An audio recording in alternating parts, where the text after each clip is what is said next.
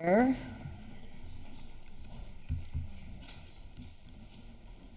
evening, everyone. Today is Thursday, November 6th, 2025. It's 7:03 p.m.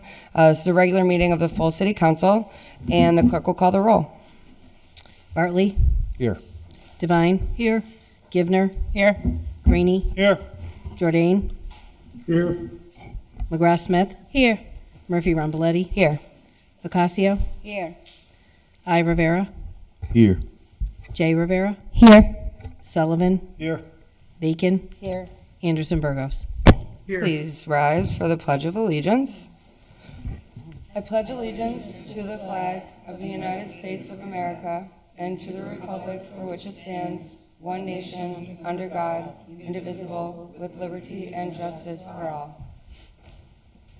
God bless the United States of America. All right, so City Council. it is 7:04. This meeting is being recorded, and it is being streamed on the city's public access station and on the city's website, as well as Zoom.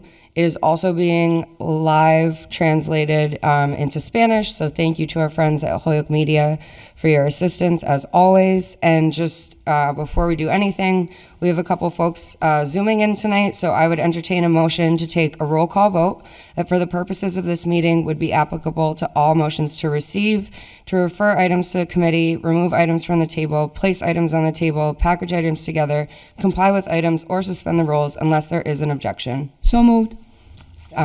All those in favor? Aye. Any opposed? This evening, Councilor Bartley's name was pulled first. And I think that's all the general housekeeping I have. What? And I don't see, we don't have any names signed up for public comment this evening, and I'm not seeing anyone on Zoom. And I haven't heard otherwise from folks about, well, I know 1, 2, 3 will stay there, laid on the table. I haven't heard. Why did we leave 3 on the table? There's a hand up? Oh, There was, and then it went away. okay. We might have someone for public comment. Mary? So if you are tuning in for public comment, just a heads up that I will keep track of time. It's 2 minutes, and please just state your name and address for the record, and I will let you know when we're halfway through, and then I'll also just let you know when your time is up. So Mary, feel free to take it away. Can you hear me? Yes. Oh, I'm sorry. Please excuse me. I haven't been on a Zoom meeting since 2000 since the pandemic. So if I get something wrong here, please forgive me. Go for it. I'm actually, I was just informed. I just heard that you were having a meeting tonight about, Mary- I guess a business that's opening up on Mary, Market Street. one Yeah, I'm second. sorry. Could you just state your name and address for the record, please? Oh, sure. My name is Mary Hennessy, and my address is 67 Hitchcock Street in Holyoke. Thank you. You're welcome. Go ahead. I'll say, okay. I was just coming on tonight because I was just informed that by my neighbor that I guess a business is opening up on Martin Street. I just want to make sure I have the information correctly. Is that true, or? Petition. It is. There's a petition on the agenda this evening that will be Okay. referred to committee, correct? Okay, yeah, so I was just calling just to logging in just to express my concerns about it. I live actually on Hitchcock and Martin there, so there's already presently 2 businesses there on Martin Street. And since they both opened up there, there's just been an enormous amount of traffic on Martin. And Martin is just a very small street, so it's not very big. So there's 3 houses that are on this, I guess our back garages are on that street. So we have to, drive in and out into our garages and stuff. So there's just been a lot of traffic. So now with another business opening up there, I just feel like it's just gonna be this overload of cars, and it's kind of been a little bit unsafe because One minute. my mom's 87, so I kind of have to, bring her out, in and out of the house a lot. And also, just on each corner, there's 2 stop signs, and they're always being blocked by so much traffic, and it's also a school drop-off and pickup. So it's just a very congested, starting to become a very congested area, and it seems like these businesses don't have any parking available for their customers. So that's my concern. So I just wanted to express that this evening, that I'm not necessarily for another business coming in. I mean, the 2 that are there already are okay, I guess, just because they've been there for a little bit of time, but to add another one is just a big concern. Thank you. Thank you. And Mary, just a heads up that there will be a public hearing related to that petition. So Okay. as an abutter, you will get notified.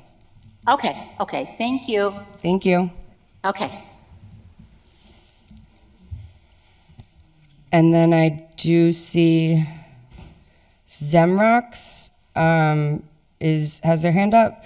And so the same thing, I will keep track of time, and I'll let you know when you're halfway through and when you're at a minute, or when you're done. And then please just state your name and address for the record, and then I'll start the timer. So go ahead. Good evening, everyone.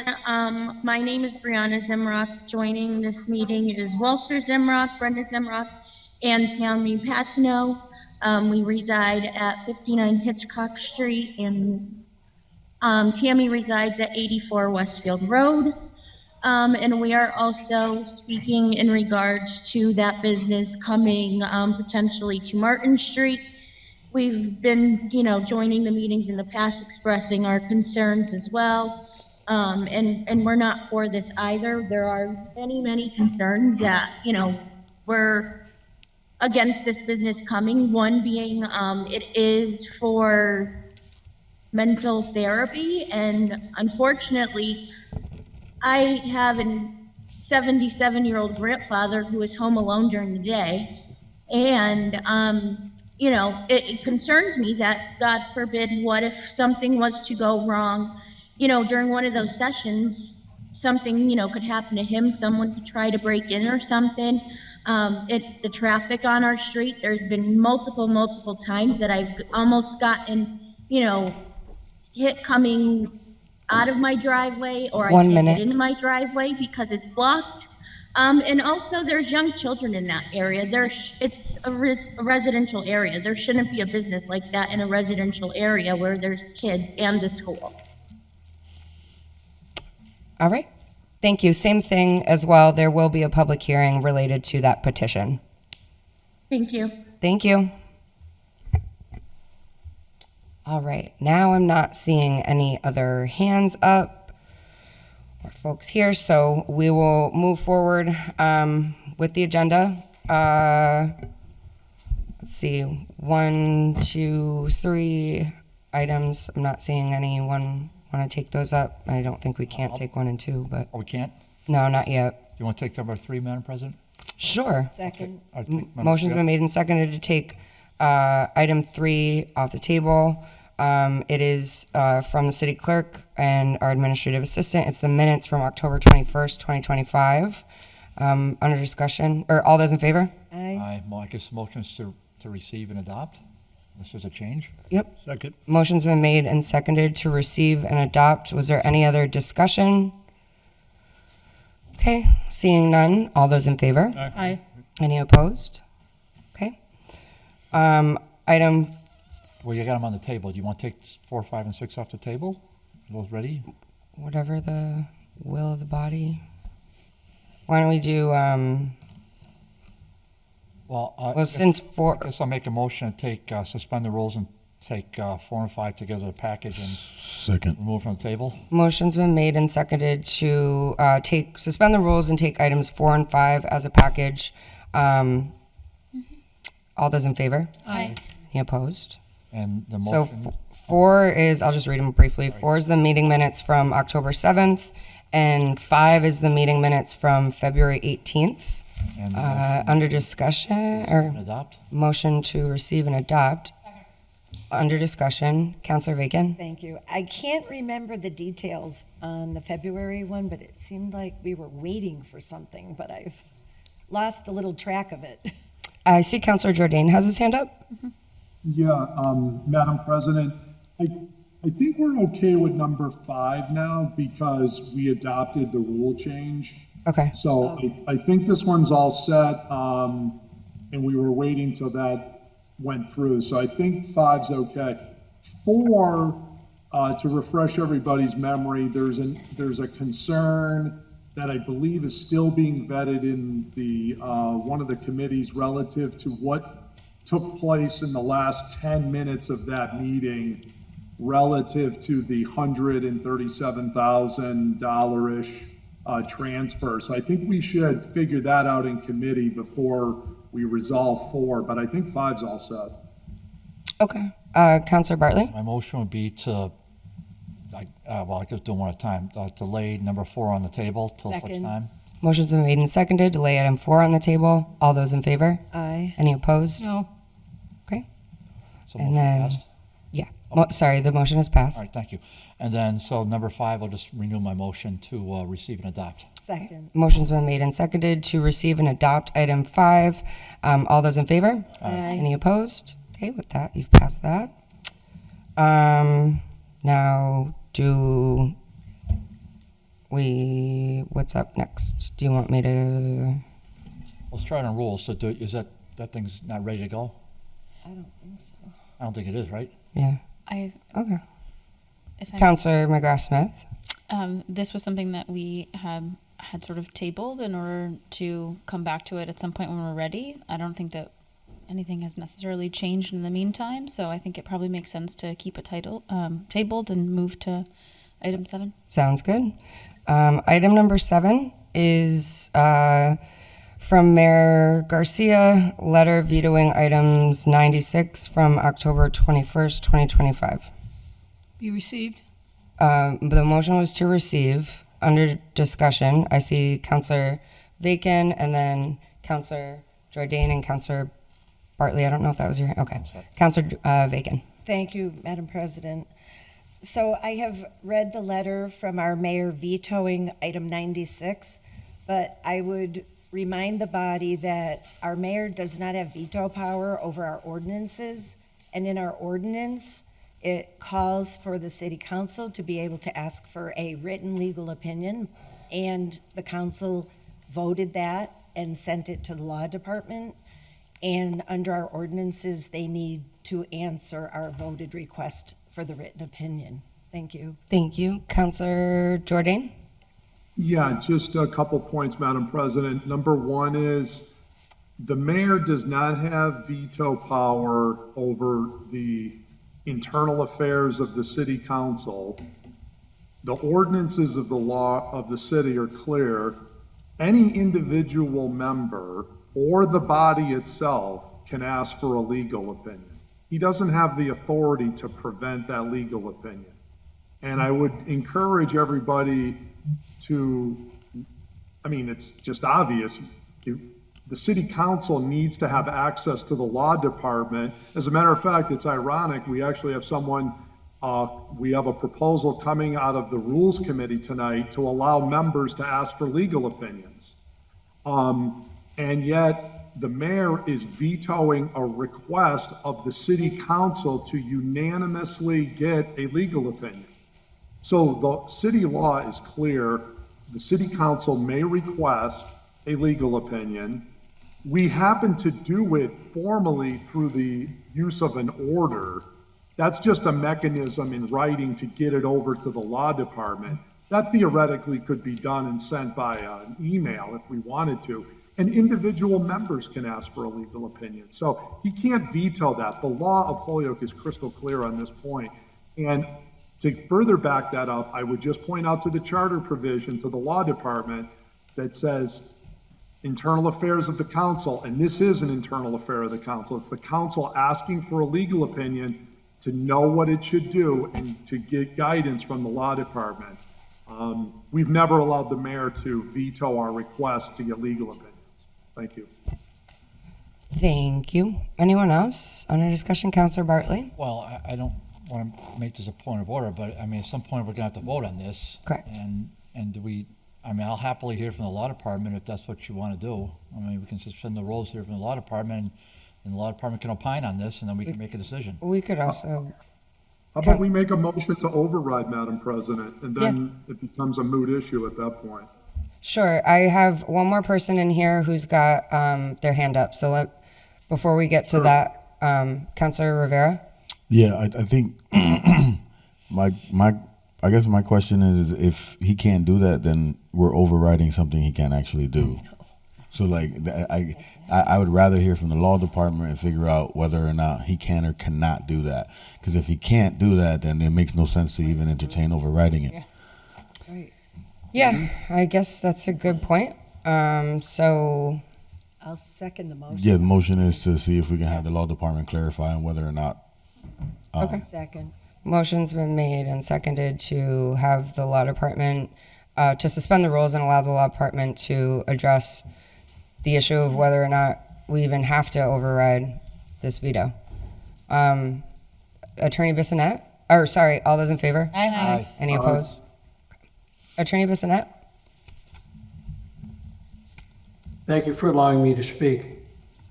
Consistent with the mayor's veto of this particular order is asking or requesting of an executive department to perform a function.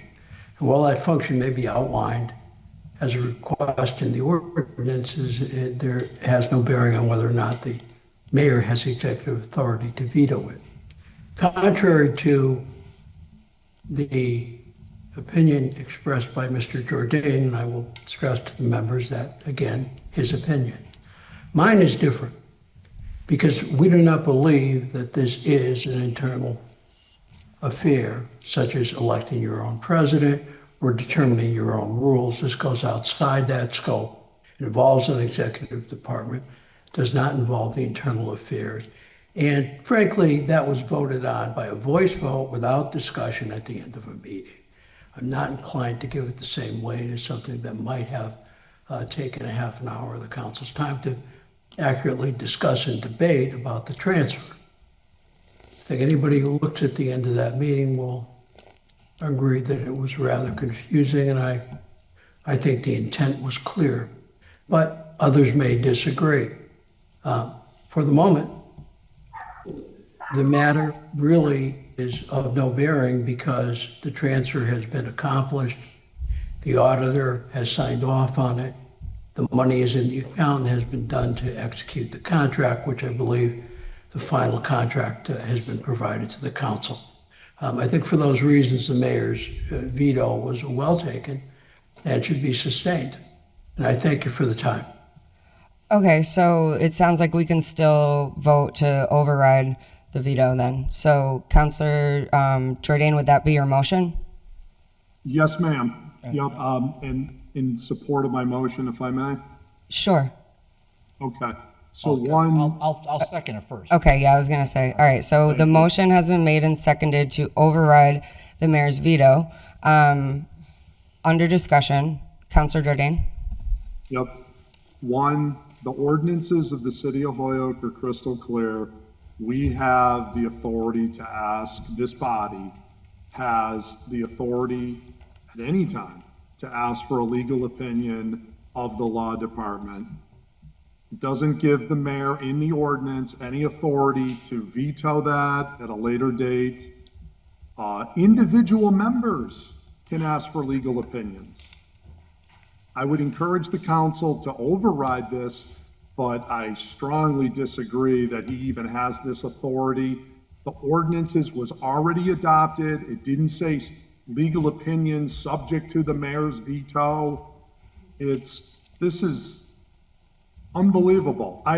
This will be, if this is not overridden, will be the first time ever that I have ever seen in Holyoke history, the mayor veto a request for a legal opinion of a city council unanimously adopted request.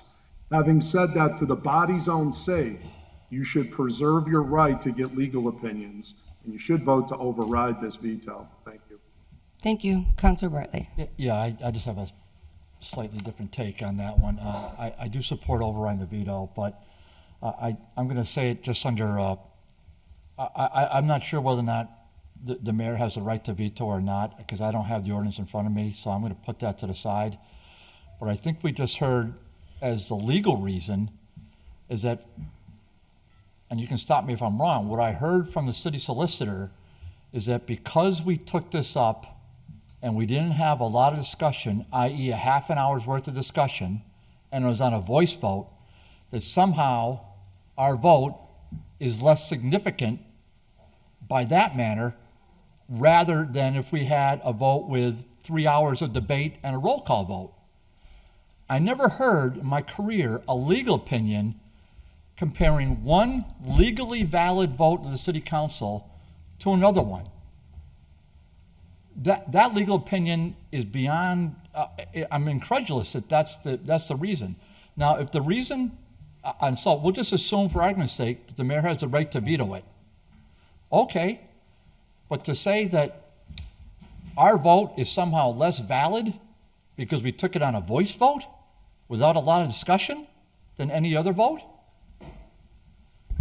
that's pretty thin. So to the point where I don't think it's anything but laughable. So I'm hopeful that listen, we're just looking for a legal opinion, and maybe the solicitor's right, maybe the point is moot, and then they can say it in the legal opinion. But I think we should at least get something in writing from the law department, and I don't think this is a big ask. Thank you. Counselor Bacon. Thank you, Madam President. So I will read into the record Section 2-162, legal opinions from our ordinances. The city solicitor shall, when requested, furnish the mayor or at a city council meeting a legal opinion upon any subject touching upon the duties of their respective offices, but the city solicitor shall not be required to give a written opinion unless the question upon which the opinion is desired be submitted in writing. So that is why I filed the order that I filed in writing that we properly voted for and sent over to the law department. It says shall, it does not say may. And I would further note that the voice vote that we took was on the motion to reconsider. There was never a motion made to pass the second reading. It's right on the tape. I've listened to the tape. I've provided all the information to our law department. And if we're going to have ordinances, if we're going to have a charter, and if we're going to be making rules, we need to follow them, or they're not worth anything.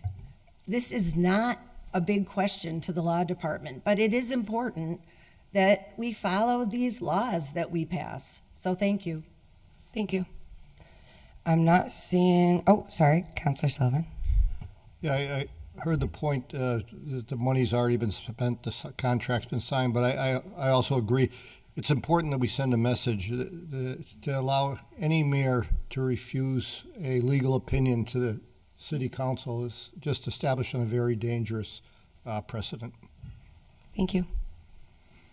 Counselor Rivera. I think this is more of a question real quick, and maybe you can answer it or whomever knows the answer. But like, so, and I'm hearing the point of like not being able to set a precedent moving forward, but like if they just understanding the process, if things get vetoed, don't we just do an override if we want it anyways later on? Like, I guess what I'm saying is it's not a precedent being set if we have the opportunity to veto it next time anyways. Like, we're not taking away our opportunity to veto. We're just, to override. We're not taking away that opportunity. We're not giving it away. That's still there and it will always be there. You know what I'm saying? So I guess I'm trying to understand where that setting the precedent tone is kind of standing here in a sense. Counselor Bacon.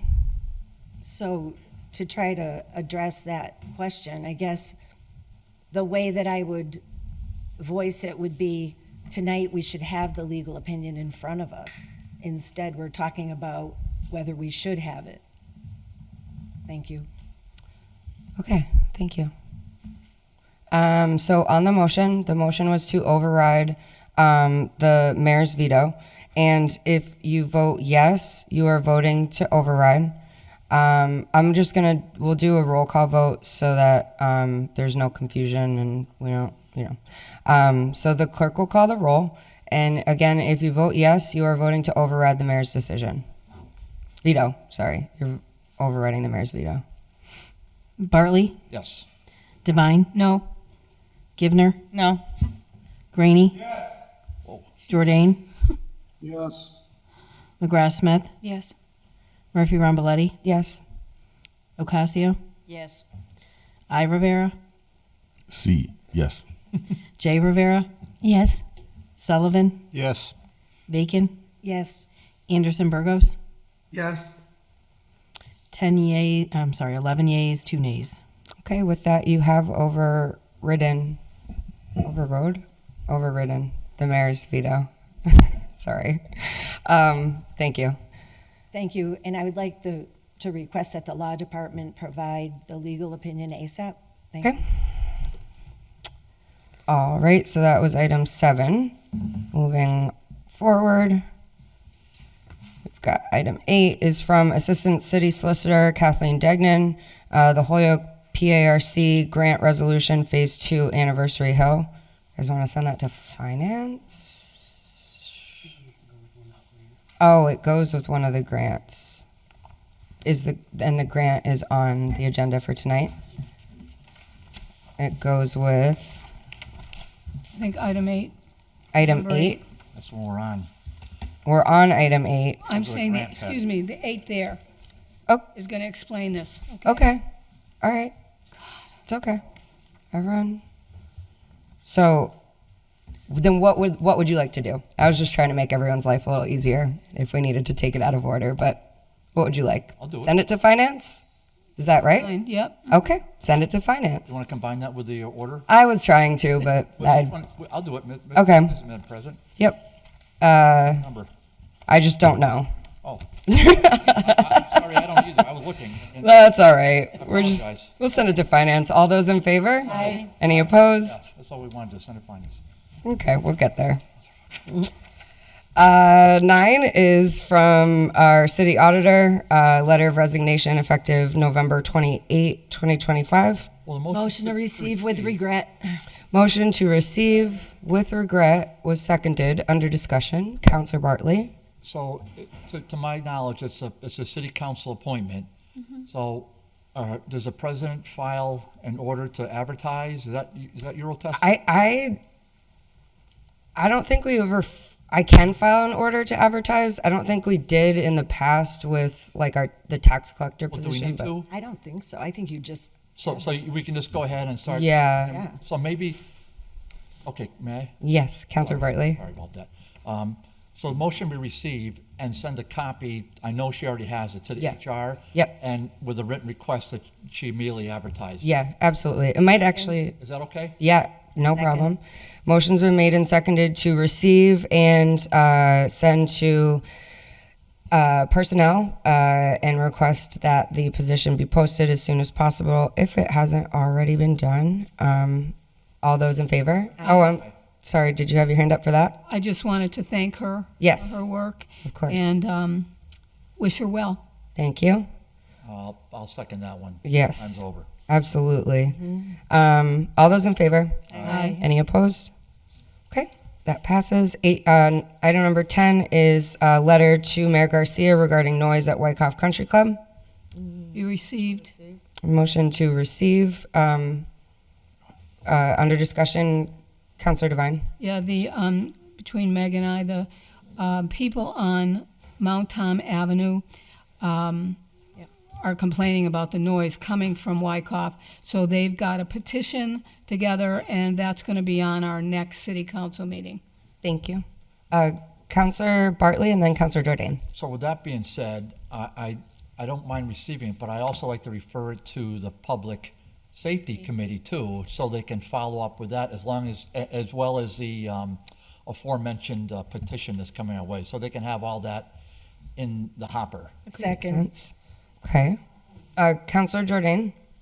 Yeah, I think we should send a copy of it to the mayor too, please. Okay. Mayor gets every order. So the motion was made and seconded to receive and send a copy to public safety and the mayor. Can you be careful? yeah. Receive and refer to public safety Oh, I'm sorry. Receive and refer to public safety and a copy to the mayor. with a copy to the mayor. The mayor's got a copy. It's okay. I know that, Patty, but All good. let's get along. All good. 2 months left. Alrighty. Right. We got this. Okay. No. Seems to be some. Okay, guys, just bringing you back. It's gonna be all right. Oh, I gotta get a new gavel, huh? Right. So anticlimactic when it falls off. All right. All those in favor? Aye. Any opposed? Okay. Item 11 is a communication request from Edward Owen to renew license agreement. DGR. DGR, please, yes. Second. All those in favor? Aye. Any opposed? 12 is from Jack Dowd, Dowd Insurance, overview of prevent auto claim trends and analysis of vehicles, DPW 3-year trend, police 3-year trend, and COH. That's a motion received. I'll send it to finance if Madam Chair wants to review it, or somebody on the committee does. Second. Motion's been made and seconded to receive and refer Send to finance. refer to finance. All those in favor? Aye. Any opposed? Okay. Item 13 is from F&M Hideaway, correspondence to City Council, October 30th, 2025. Madam President? Yes, Councilor Bartley. Again, I don't want to do it, but I did talk to the ordinance chair beforehand. So my motion is to receive this, refer it to ordinance, and send a copy to the law department to opine on a matter. If I could just get a second, I'll explain in a second. Yeah. There's a second. For special Okay, permit. second. Second. Motion's been made and seconded to receive, refer to ordinance with a copy from the To law. law department, to the law department. May I? Councilor Bartley, yes. This is a little bit of a squirrely area of city law, so I did speak with the petitioners who are with us right now.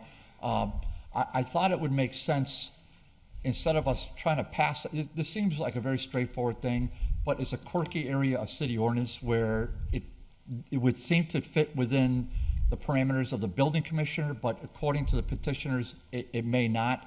So I'd like to, send it I talked to Chairman Rivera, and I'd like to send it there because his meeting is coming up real quick. And unless he says otherwise, I just soon send it there because we can get it in the hopper fast. And we can also send it to the law department to explain the law under the special permit law. Our special permit laws are super broad, as you and I talked about that a bunch of times when we were DGR together, but they're super broad. And I believe it fits for us, but I just want to make sure we're on the right legal ground per the law department. So if Chairman Rivera is okay with it, okay. If Chairman Rivera is okay, which it sounds like he is, maybe we can take it up Wednesday of next week and get this going. Because as the President knows, this business has been under, I'll just keep it to myself, but they like to get going. Absolutely. So, I'm okay with that. I was assuming it would have to go to DGR. Is that not the case if it's related to their special permit, Councilor Bartley? So, under city council rules, we have broad power to refer it to any committee that the body as a Yeah. whole agrees to. I just talked to Chairman Rivera before the meeting, and I know he's got one coming up pretty quick, and seeing how this is just so important, and it kind of sort of fits with, because it is an ordinance, it is zoning ordinances, so I thought it would fit there. But DGR would be okay too. Yeah. That was my suggestion. Yeah. No, I just want to make sure we're, You're not wrong. Yeah. But we have pretty broad flexibility. sure. And I saw Councilor Devine's hand, and then I see Councilor I don't Gutman. have a problem at all with this sign. Is this anything we have to have a public hearing about? Was that your question as well? And I don't have a problem with the sign. Okay. I don't know. I would like to double check with the law department if that's okay with folks. On where, On if we need a public hearing or not. oh, I would hate for us to send it and then we needed a public hearing but if we don't need any of that, then I'm okay. Obviously. So motion to suspend the rules and Second. allow the city solicitor to chime in. Thank you. Second. Motion's been made and seconded to suspend the rules and allow the city attorney to chime in and just help us make sure we're doing this right. All those in favor? Aye. Any opposed? Attorney Bissonette?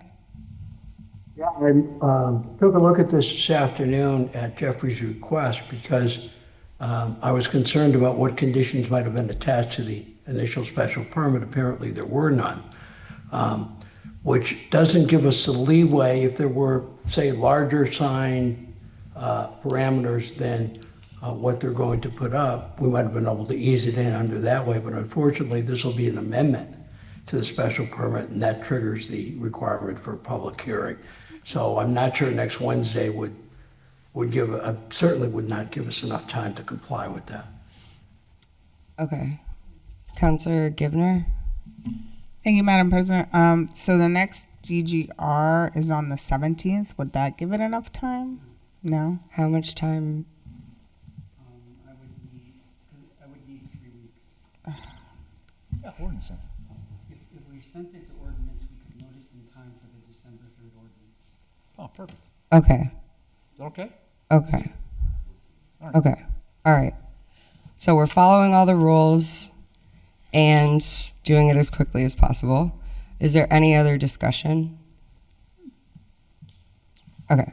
Counselor Bartley? Let's be clear. So we're, based on what Councilor Devine said, looks like, and Mr. Bissonette, looks like we need to have a public hearing. And what the administrative assistant said is that he needs 3 weeks for advertising purposes.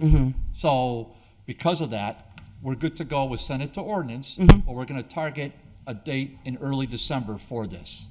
Yeah. Second. There already is a meeting I just want scheduled. to Yep. say in the microphone so everybody heard. Yeah. Absolutely. All right, thank you.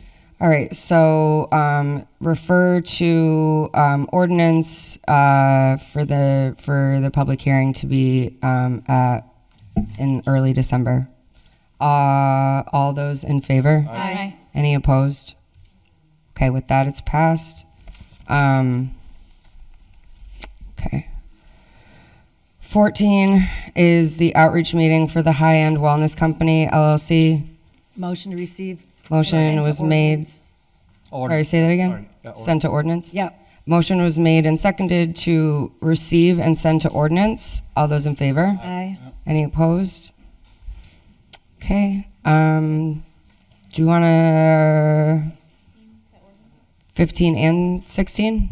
Is that what you said? Okay, motion was made to suspend the rules and take item 15 and 16 as a package and send to, I'm sorry, what? Ordinance. To ordinance.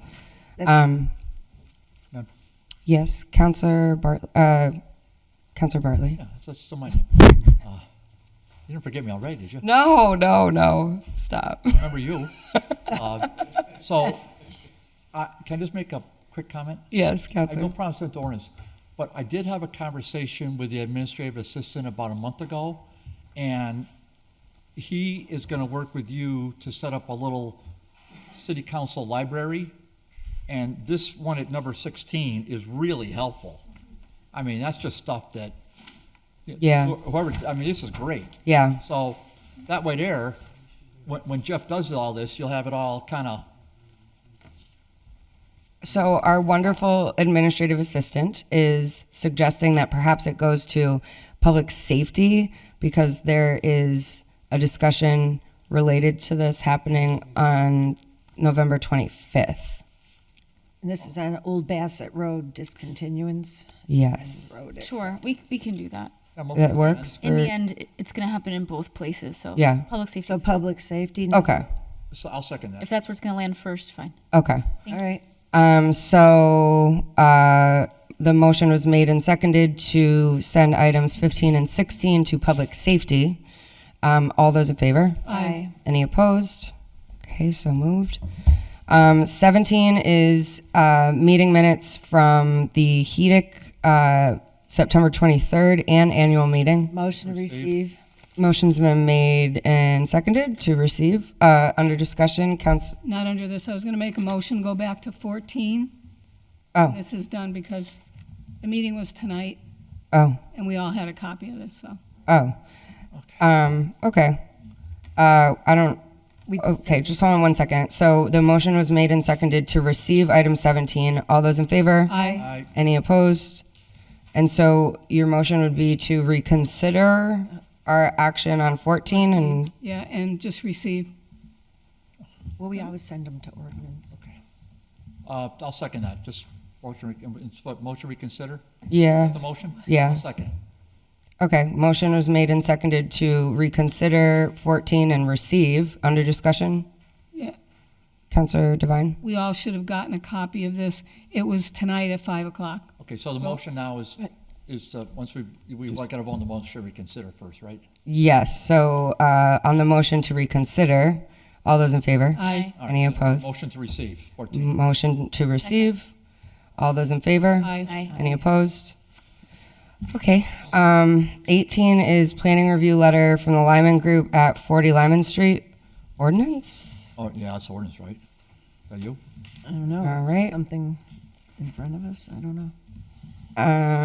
Okay, so send to refer to ordinance. All those in favor? Yeah. Aye. Any opposed?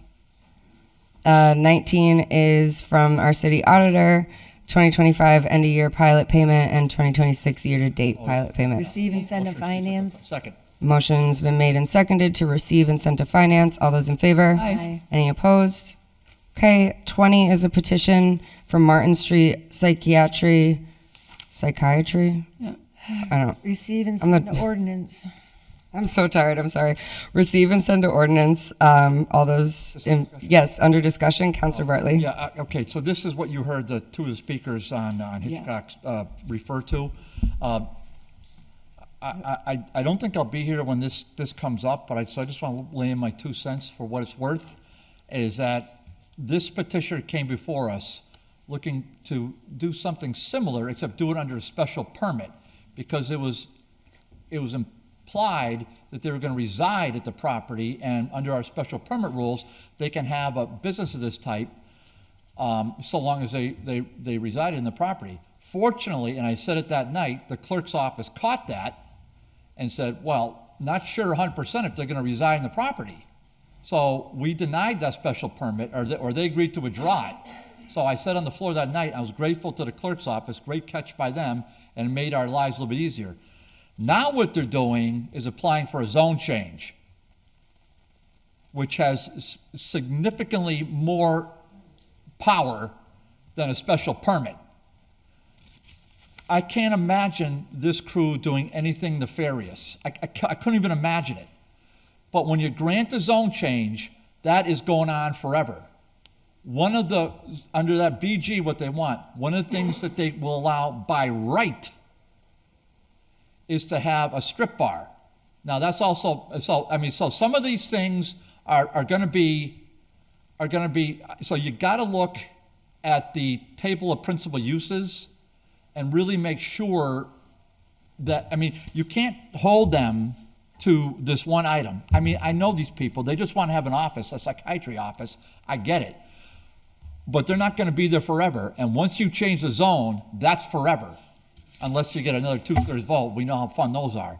So I'm just saying, to me, I live in the neighborhood, I don't just represent it, but I live there. To me, it's a huge ask going from an R2 to a BG. I think that's really got to be slow walked in a big way and really thoughtfully considered. I know all of us don't live in that neighborhood, but I happen to live there, and I hope that all of you that are going to be on this board will just really be careful about this one. That's all I want to say. Thank you. Thank you. All right, and our Jeffrey just wanted me to let folks know that the public hearing for item 20 is going to be scheduled for December 3rd. So. Oh, maybe I will be here. So on the motion, all those in favor? Aye. Any opposed? Okay. 21 is a petition from Ronald Diaz for a livery service at 400 Hillside. You received some Finance? Yeah, I was going to say. Oh, I'm sorry. I thought that was DGR. Okay, finance then. All right. Any motions been made and seconded to send to finance? All those in favor? Aye. Any opposed? Okay, I have a couple for the president's report. Please hold. I just had it. Okay. A reminder that the Veterans Day ceremony is happening at the War Memorial next Tuesday, November 11th at 10 a.m. As usual, doors will open at 9 a.m. And there will be breakfast provided by the American Legion, Post 351, from 8 to 10 a.m.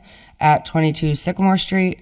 Counselors, please arrive by 9:45 to line up for the procession if you are attending.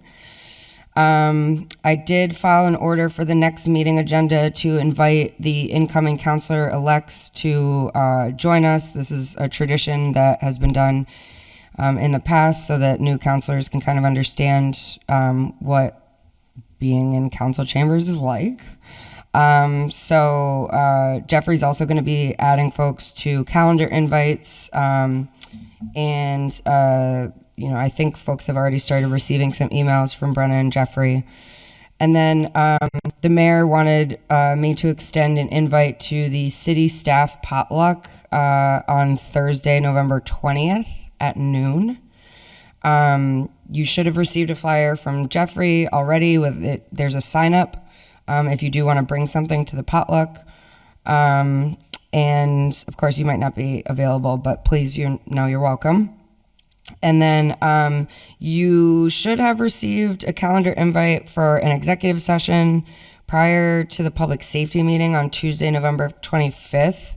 I was trying to schedule before one of our council meetings, but the dates we've got a lot going on right now. And so I figured trying to schedule it before a subcommittee meeting might help for attendance, or you can Zoom in. And then for the record, I have to announce that I signed off on an early meeting for the Parking Advisory Committee. They met at 3 p.m. on Thursday, October 30th. And a reminder that council pictures are going to be held 6 p.m. prior to our Tuesday, December 2nd meeting. So just giving folks a heads up on that. And I will keep you posted as soon as I have worked out a date for us to vote on the tax rate.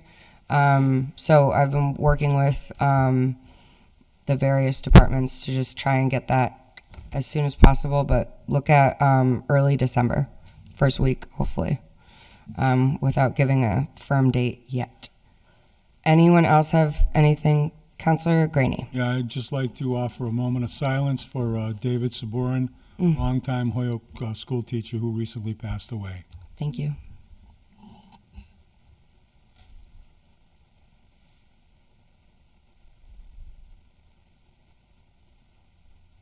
Thanks.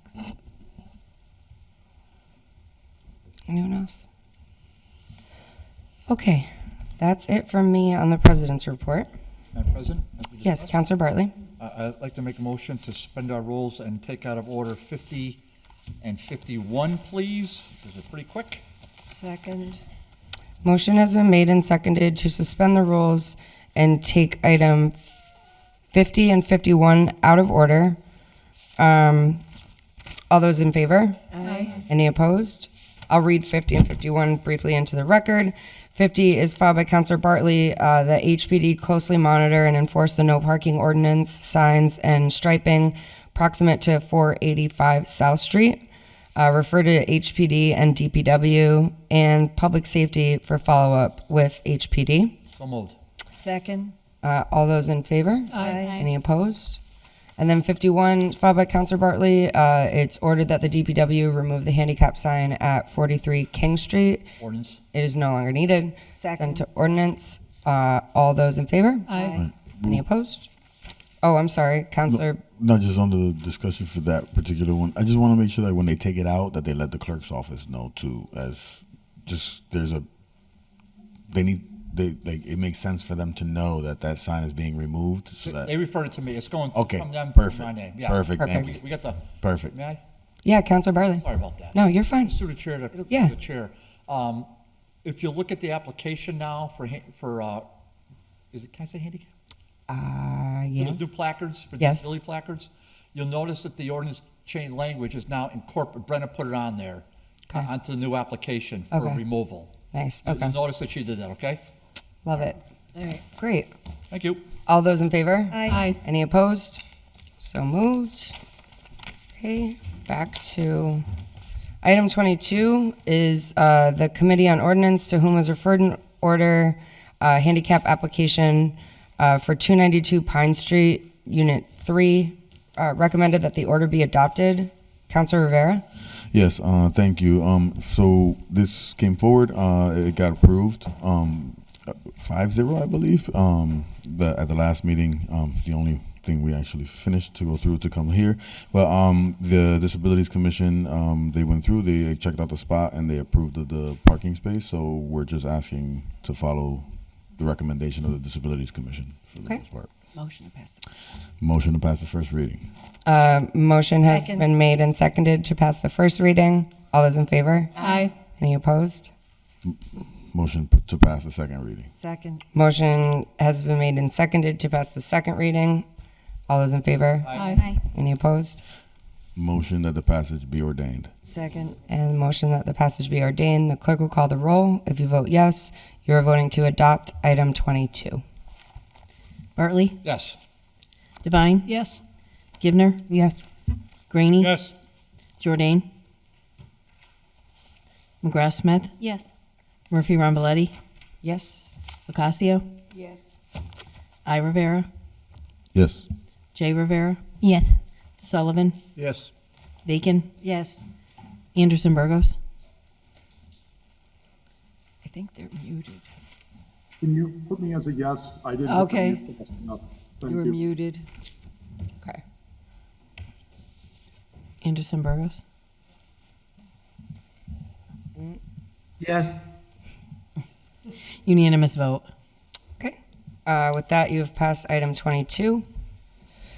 Item 23 is from the Committee on Finance, to whom is referred an order that there be a transfer of $5,000 from elections officers to print and binding. Recommended that the order be adopted. Councilor Devine? Yep, this is from the city clerk. It's a pretty routine. They need to pay the bill. Okay. You have a motion? Motion to pass first reading, second reading. Motion has been made and I didn't hear second. Second. Seconded to pass the second reading and adopt the item 23. Is there any other discussion? Okay, the clerk will call the roll. Oh, wait. If you vote yes, you're voting to adopt 23. Bartley, Yes. Divine, Yes. Givner, Yes. Graney, Yep. Jordan, Yes. McGrath Smith, Yes. Murphy Ramboletti, Yes. Ocasio? Yes. I Rivera, Yes. J Rivera, Yes. Sullivan, Yes. Bacon, Yes. Anderson Burgos. Yes. Unanimous vote. Thank you. With that, you've passed 23. Item 24 is the Committee on Finance, to whom is referred an order that there be a transfer of $2,000 as follows: from Senior Project Manager to OPED overtime. Recommended that the order be adopted. Counselor Devine? Yep. We had, excuse me, Aaron Vega was in on Zoom to talk about this, and because the senior project manager has not been filled, some of his employees come in, sometimes they come in a half an hour in the morning earlier or stay a half an hour late, and they're getting time and a half, but it's probably only 3 hours that they're working a week, so we had no problem with that. Is there,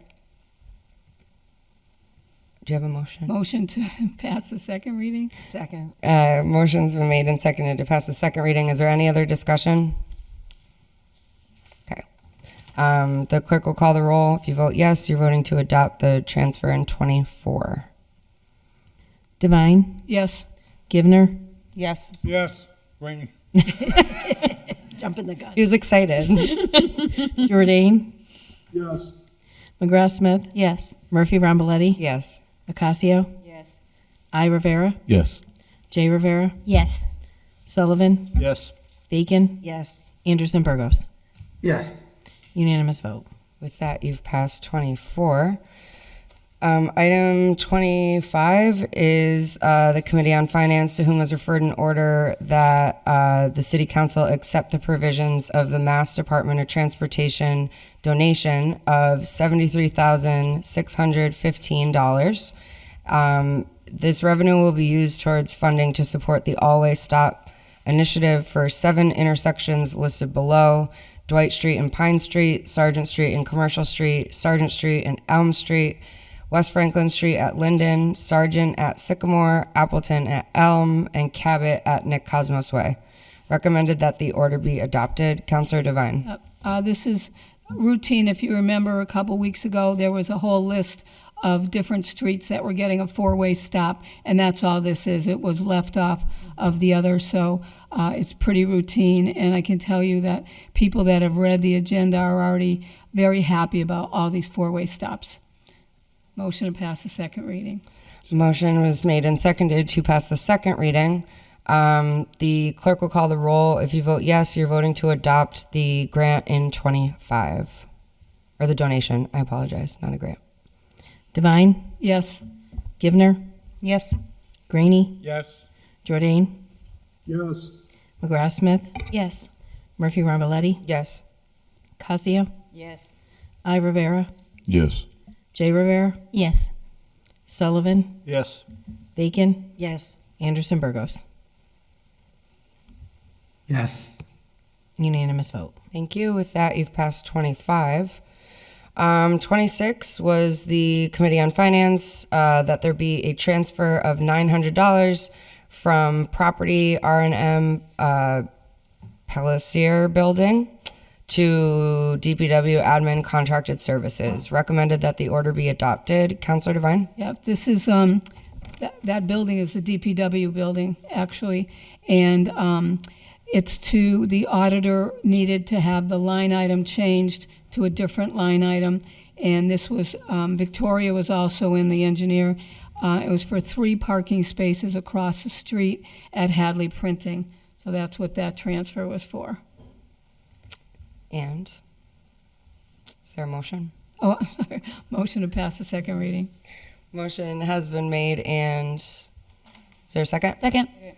Seconded to pass the second reading. If you vote yes, you are voting for item 26 to adopt the transfer. The clerk will call the roll.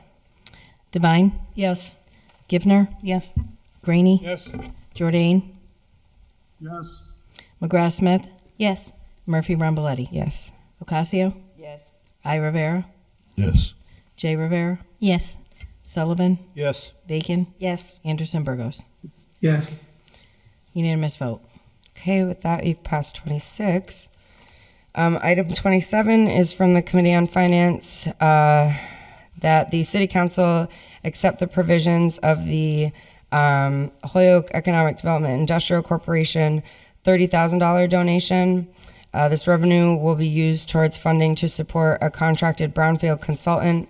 City intends to provide matching funding through the general fund contracted services appropriations for a total of $60,000 together for this service. Recommended that the order be adopted. Counselor Devine? Yeah, that's pretty straightforward with what the order says, and it will be a $60,000 with matching funding, then OPED of offices. So I make a motion to pass the second reading. Second. Motion's been made and seconded to pass the second reading. Any other discussion? Counselor Bacon? Thank you. I just have a question because I wasn't able to attend that meeting. Where is the other matching funds coming from? Which I've fund? got, my notes say from the general fund. So there'll be a transfer coming in to do the match? I can only read what's on here. $30,000 donation and authorizes the establishment of a fund, and from the general fund, $30,000 to, appropriations for a total of $60,000 together for this service. Is the other 30 coming from HEDIC? So, Is my question. Does anyone want to? donations of- I also couldn't watch the meeting, so. And Mike, you might be able to, because my notes also say HEDIC. Counselor Sullivan? I know where the HEDIC funds are coming from, but it's just the same here. What it says, coming from the city's general fund, the other 30, the matching 30,000. So just to clarify, is it 30 from HEDIC and 30 from the city? General fund. From the general fund? Correct. Correct. And that's what this transfer was for 30,000 from the general fund. And then HEDIC is providing the other 30. matching 30. Okay. Does that help answer your question, or did I get that? Yes, thanks. Councilor Rivera? So it did. So I don't know if it answered it for me because now, so to me, it's like where would we're transferring from the general fund, but the general fund has everything itemized, right? So like, where in the general fund are we transferring it from? That's what I wanted to know. I think that was Councilor Reagan's question. Okay. Where in the general fund is it coming from? But you don't have that information, right? That's what I asked. Where is it being transferred out of exactly, the line item? 'Cause According to this, it's to support contracted brownfields consultant. No, yeah. No, I guess what I'm referring to is like when the police, they transfer money, right? They'll come and they'll say, oh, coming from this line item to this line item, right? Yeah. And usually when we do a transfer, it's coming from here to there. Yeah. This one is just saying from the general fund, so we're just pulling it from anywhere. Transfer. So like I guess that's the question. But I get that there's not enough information to answer that at the moment. Councilor Bacon? I'd like to make a motion to table till we can find out where the transfer order is and where it would be coming from. If we can send it to finance for Monday. Do you want it to go? Well, if it's going to be tabled, we might as well put it into finance on Monday. I'll change my motion to send it back to finance. Second. It's actually too late to add it to Monday's agenda because Okay. of open meeting law. It is Thursday. Okay. Right. Yeah. So, but we can table it. Why Councilor not? Sullivan? I'm saying, let's not table our question. We're receiving money from HEDIC, right? That's all we're doing here, all right? So why hold up receiving the money if we want to file another order or get some clarification as to where this other 30,000 is coming from out of the general fund without any approval or transfer? That's a separate question. So just a heads up, thank you, Councilor Sullivan, and I will call on you guys in a second. Jeffrey just referred me to some of the materials from that finance meeting, and Aaron Vega mentions that the first step. Okay, the first step is us accepting this $30,000 donation from HEDIC. The second step is that he plans to work with the mayor to make a $30,000 allocation as part of his supplemental budget. So that's just the information that I'm sharing with you guys. Councilor Yeah. So, Rivera, and then Councilor Bacon, and then Councilor Jordan. yeah. So what I was gonna recommend is that we do approve it and move it forward, but just have them communicate to us where it's gonna be coming from after the fact. You know what I mean? Just because we would want to know that. But according to what you just said, it sounds like it's gonna be incorporated in the supplemental budget that we actually haven't gotten yet. So whatever. I'm with moving it forward. I got no problems. Okay, Councilor Bacon, and then Councilor I'm all Jordan. set. Okay, Councilor Jordan.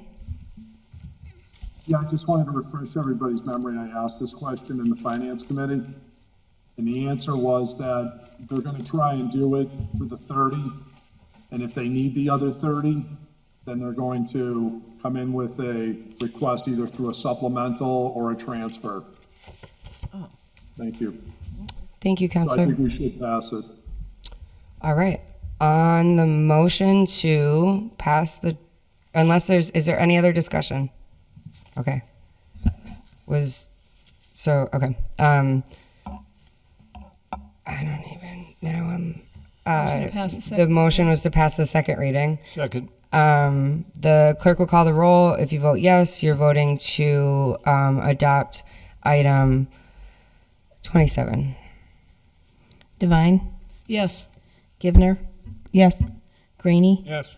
Jordan, Yes, McGrath Smith, Yes. Murphy Ramboletti, Yes. Ocasio, Yes. I Rivera, Yes. J Rivera, Yes. Sullivan, Yes. Bacon, Yes. Anderson Burgos. Yes. Unanimous vote. Okay, with that, you've passed 27.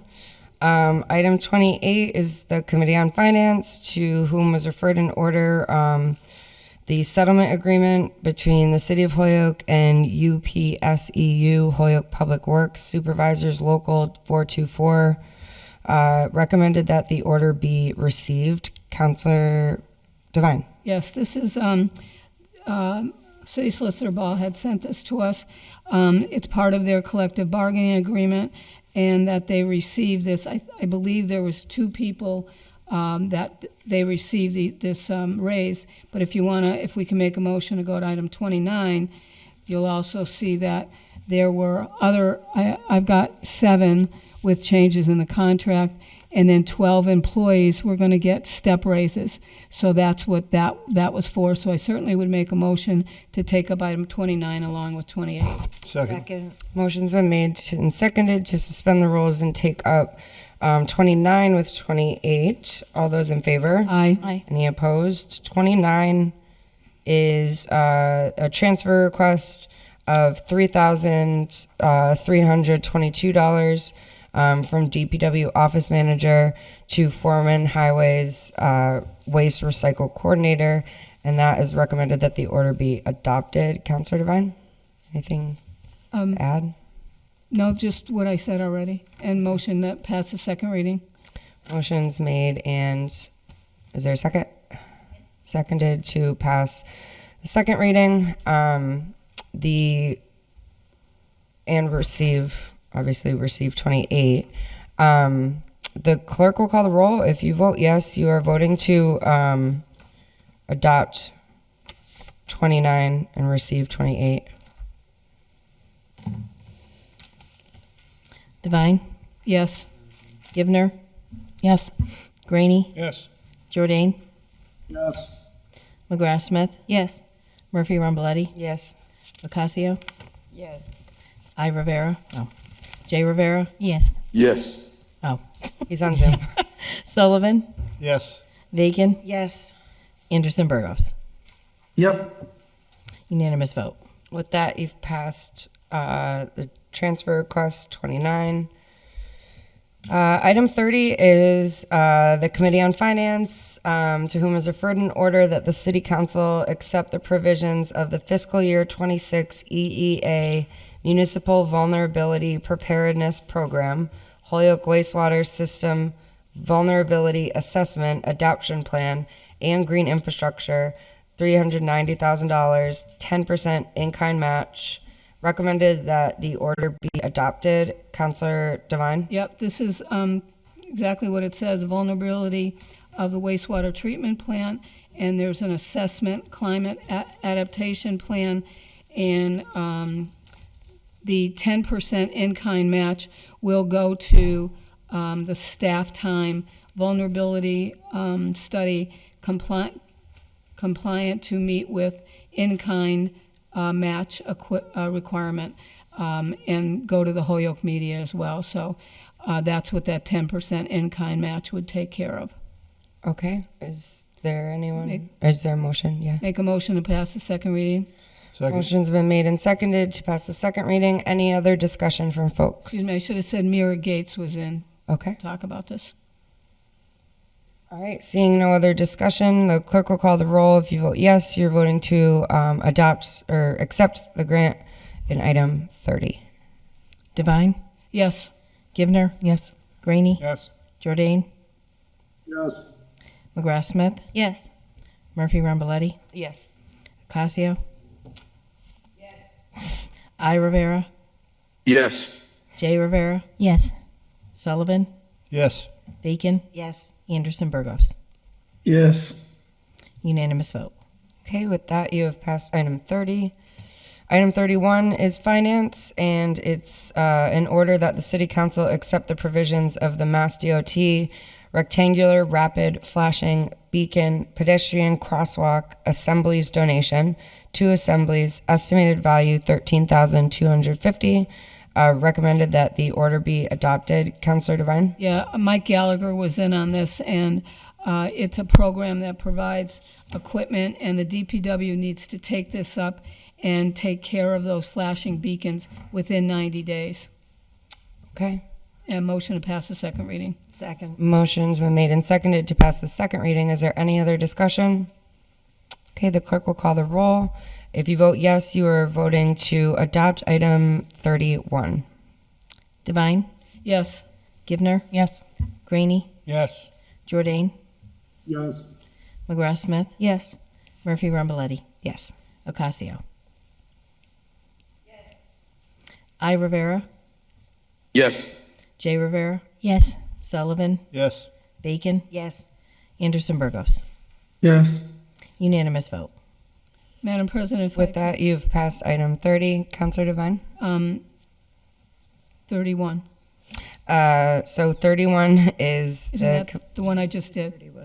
oh, I apologize. That's okay. 31. You just passed 31. I'd like to make a motion to take up 32 and 33 together. Second. Motion's been made and seconded to suspend the rules and take items 32 and 33 as a package. All those in favor? Aye. Any opposed?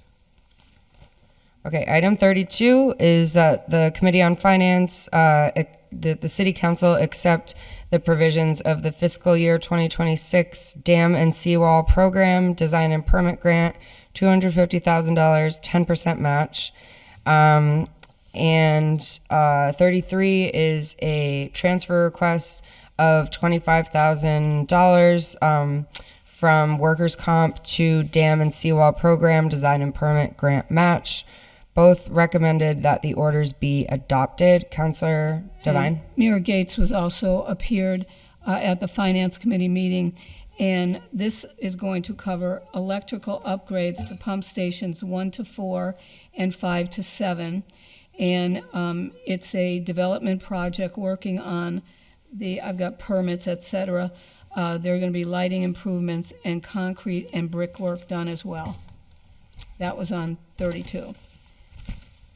Okay. Motion to pass the second reading. Motion is to pass the second reading. Motion's been made and seconded to pass the second reading.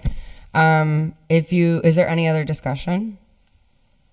Okay, if the clerk will call the roll. If you vote yes, you're voting to adopt items 32 and 33. Divine, Yes. Givner, Yes. Graney, Yes. Jordan, Yes. McGrath Smith, Yes. Murphy Ramboletti, Yes. Ocasio, Yes. I. Rivera, Yes. J. Rivera, Yes.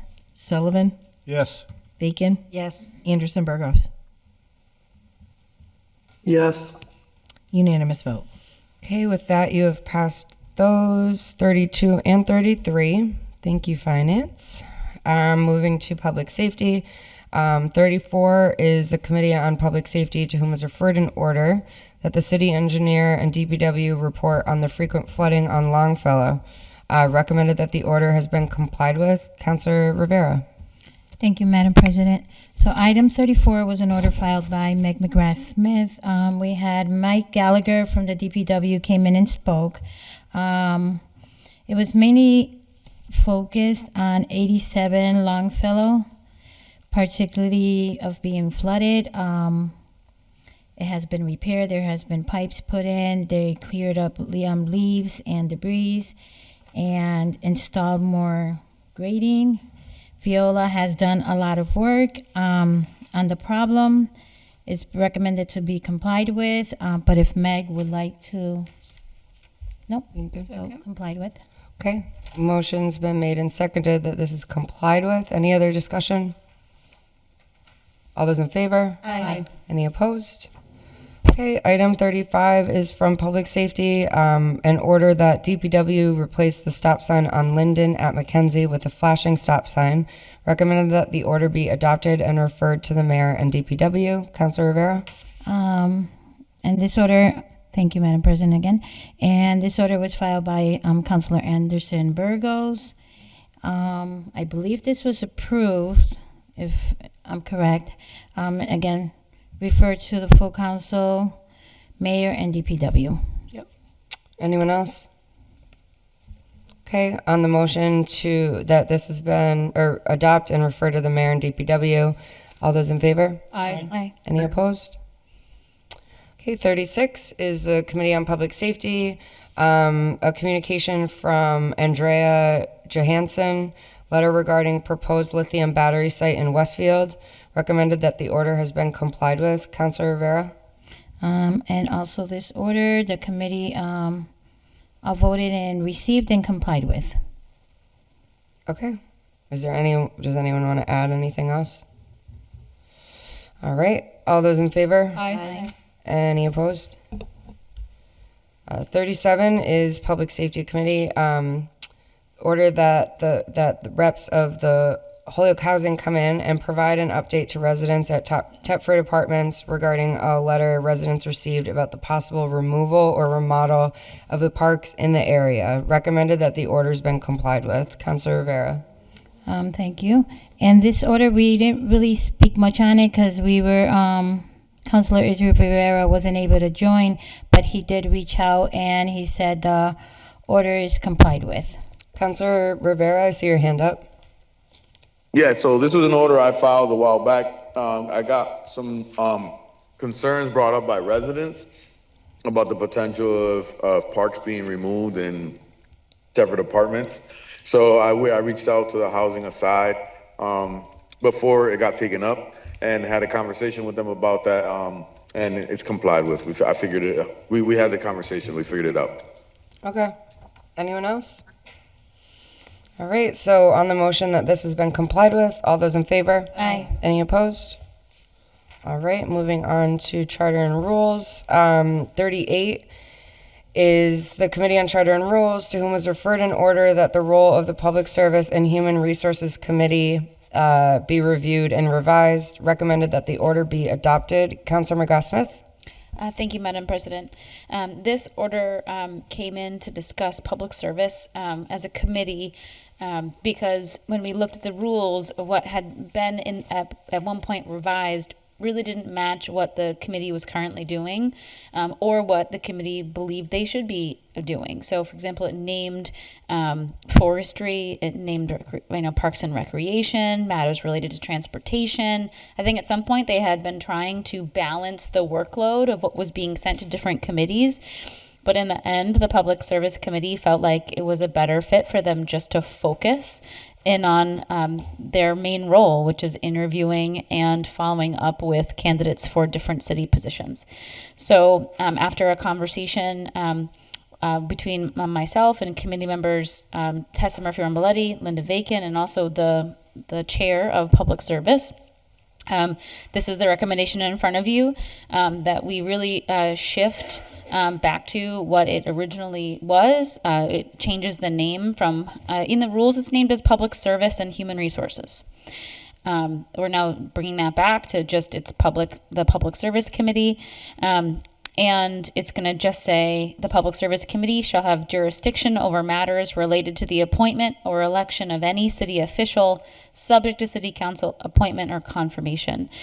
So just sort of makes the role clear and sort of names accurately what we're doing. And the motion is to make the change in our rules as recommended by the committee. Second. Motion's been made and seconded to adopt the committee report and revise the rules. Is there any other discussion? Okay, all those in favor? Aye. Any opposed? Okay. With that, you have passed 38. 39 is the Committee on Charter and Rules, an order that revisions to Section 7A of our rules be considered. Recommended that the order be adopted. Councilor McGrath-Smith. Thank you. So this is where we say what our agenda order is going to be for our council meetings, and there are just two changes in this order to be aware of. You'll notice that the recommendation of the committee is that we move what right now is 9, presentation of petitions, memorials, and remonstrances up. So that would then become 3. That's because often when folks come in, and you'll see we added proclamations there rather than having it in another part of the agenda, oftentimes when we have our guests in, we want to be able to do it right at the beginning of the meeting. It makes a lot more sense for them and also for us to kick off the meeting in that way. So we wanted to move that up. And then we also thought it made more sense to have the president's report at that point rather than sometimes getting really deep into a meeting. We could be 2 hours in before we are hearing the president's report. So we moved those two pieces up, and those are the main two changes that we are requesting. Any other discussion? Oh, Councilor Jordan?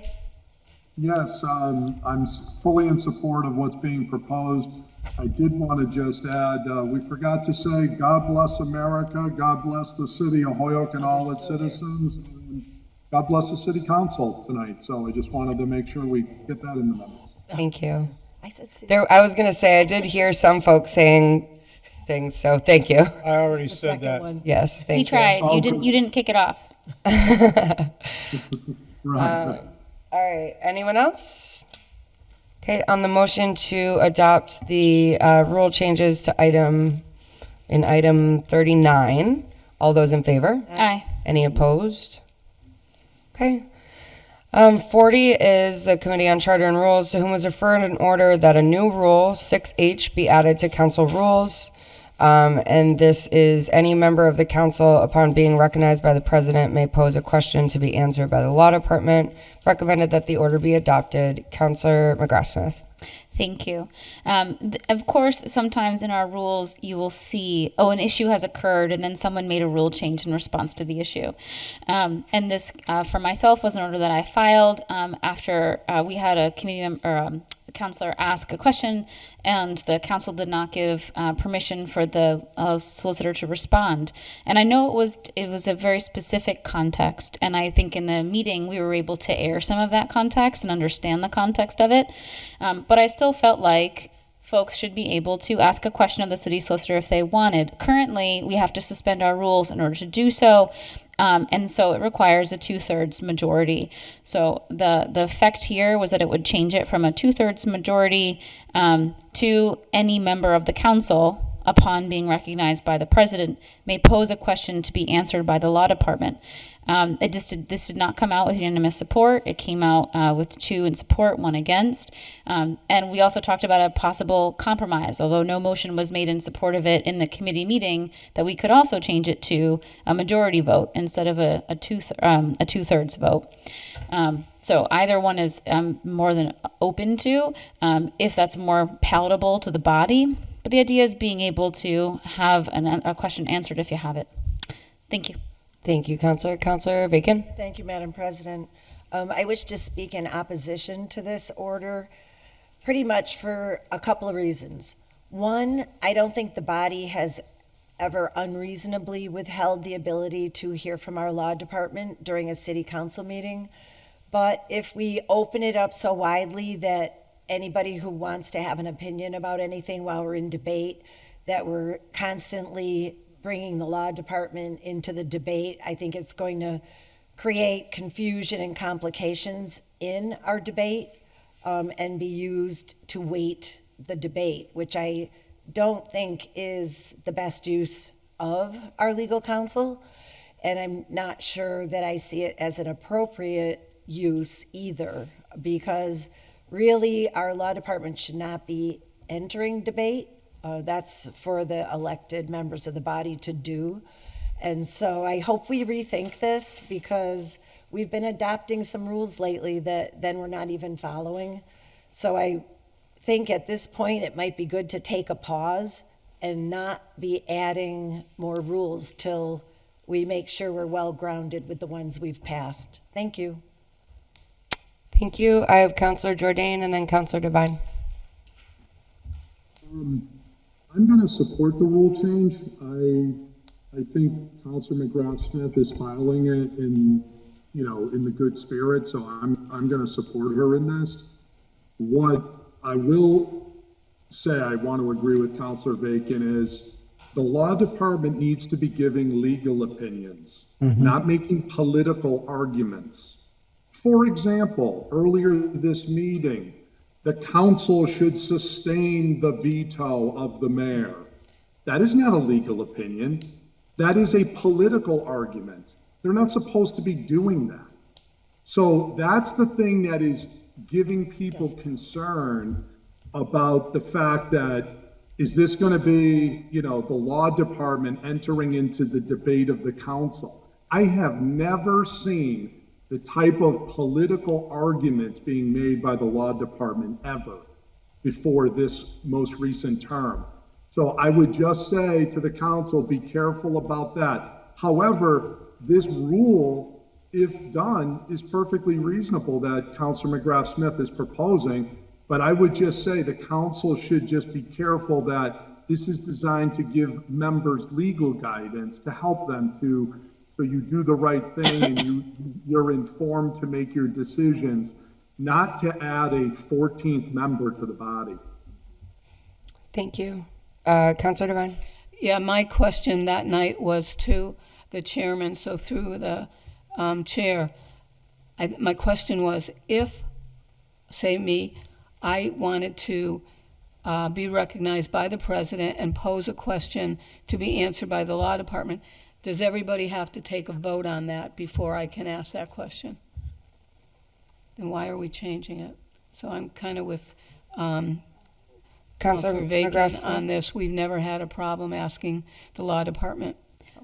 Sorry, Councilor McGrath Smith. My apologies, Councilor Devine. I thought you were asking if this rule change goes into effect. Currently, if someone wants to ask the law department a question, they have to ask the body permission to suspend the rules and ask someone from the outside to be able to speak. So it takes a 2/3 vote currently for someone to be able to have the law department respond to them. This would change it to something that someone has a right to ask. And similarly, I think that if there's also a will to make it a majority, I'm open to that as well. It was more about wanting to take the bar down a little bit so that instead of it being a 2/3 because you're suspending the rules, we're allowing more room for someone to reasonably be able to ask a question and get an answer. And yes, to Councilor Jordane's point, my goal is not to add a 14th person to the committee or have this be exercised left and right. I think folks need to be really thoughtful about the questions they're asking, and they need to do their homework and come to committee meetings and council meetings with a good sense of what they're trying to do and what votes are needed to pass. I think all those things are really important for this to be functional. Thank you. Thank you. I have Councilor Givner and then Councilor Greeny. Thank you, Madam President. I don't see any problem with asking the law department a question. I think this is it's fine to change the rules, but I also don't see it as ever having been a problem in the past. But I think it's great.